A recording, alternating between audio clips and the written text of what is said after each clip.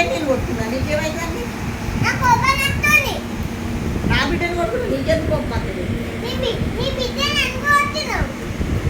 ఎందుకు కొట్టదు? ఏడుతుందా?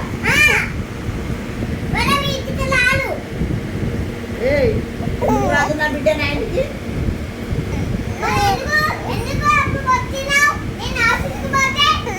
నువ్వు ఆఫీస్కి పోయినావా?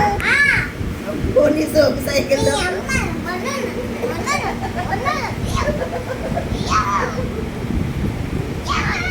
ఎవరిని కొట్టిందట ఇవేన్?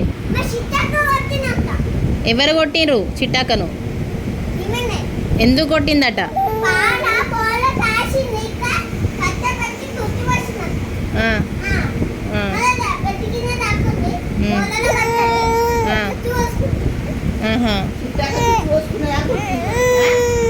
ఇప్పుడు నువ్వు చెప్పలేవా టాయిలెట్ పోసుకున్నది భయానికి?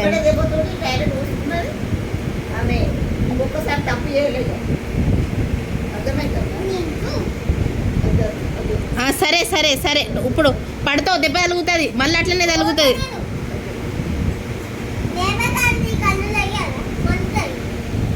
ఇప్పుడు ఏమైంది? కొట్టుకు చిన్నగా ఉన్నప్పుడు కొట్టిందట, అయితే ఏమైంది ఇప్పుడు?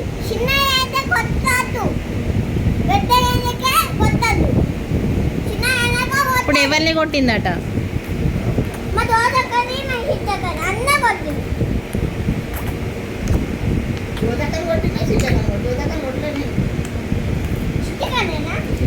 అది ఒకటే దెబ్బ పరిగెత్తుంది. ఎందుకు పాలు కూర వస్తుందో చెప్తలేనా? ఇంకొట్లా కాదు, ఇంకోసారి ముచ్చట చెప్పు, నాకు అర్థం కాలేదు అంటాను. ఇంకోసారి అటు చెప్పు. ఇంకోసారి చెప్పాలా? ఇగో చిట్టక్కకు పాలు పోసిన, మీ డాడీకి పాలు పోసిన, ఇద్దరికి పాలు పోసిన. నాకు ఇక్కడ లేదు. అయితే పాలు పోతే మీ డాడీ ఏమో కింద పెట్టుకొని తాగిడు, చిట్టక్కేమో మంచం పట్టె మీద పెట్టుకున్నది. అది బిడ్డ మంచం పట్టె మీద పెట్టుకోకు, కింద పడుతుంది, గిలాస పాలు పోతే అని చెప్పిన. వినలేదు మీ చిట్టక్క. ఈయనక అట్లనే పెట్టుకున్నది. నేను చెప్పినట్టు ఊర్లో పడ్డాను. ఊర్లో పడ్డే వల్ల ఒక బరిగ అప్పుడు నేను పోయి తెచ్చుకున్న చూడు బరిగే, గసడు బరిగే తెచ్చిన. బరిగే తెచ్చి చిట్టక్కను ఉరికింది, నన్ను చూసి భయపడి ఉరికినా కానీ ఇచ్చిపెట్టలేదు. నన్ను ఉరికినా ఒక దెబ్బ కొట్టిన, నడుము మీదకి ఏ పడ్డది అంటే అమ్మ పడ్డది, ఉరికిపోయి నడుము మీదకే ఒక దెబ్బ కొట్టిన వాళ్ళు అట్లనే గోధుమ ముక్కలు పడ్డది. ఒంటెలు పోసుకున్నది. ఒంటెలు పోసుకున్న వల్ల బరిగట్టు వారేసిన, మళ్ళీ ఎత్తుకొని వచ్చిన, నడుము మీద ఎత్తుకొని వచ్చి స్నానం చేపించిన. స్నానం చేపించి చెప్పినట్టు తినాలి బిడ్డ, ఇట్లా వేయద్దు, పాలు నువ్వు తాగేటి కదా, కానీ పాలు తాగే దెబ్బ పడుతుంది అనవసరం, కానీ మళ్ళీ బాధ అనిపించింది. ఉంటుంది కథ, కన్నకడ పడ్డ అట్లా ఉంటుంది. అయిపోయిందా? ఇన్నవా? అర్థమైందా?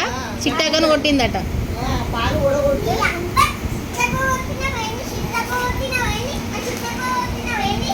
మీ చిట్టాకనైతే కొట్టదా?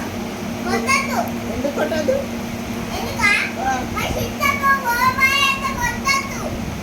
మీ చిట్టాక పోపు పక్కదా?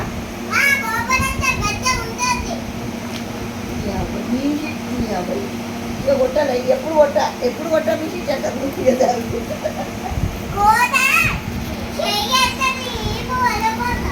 ఒరే తప్పురా నాయన, అసలు మాట మాట్లాడదు.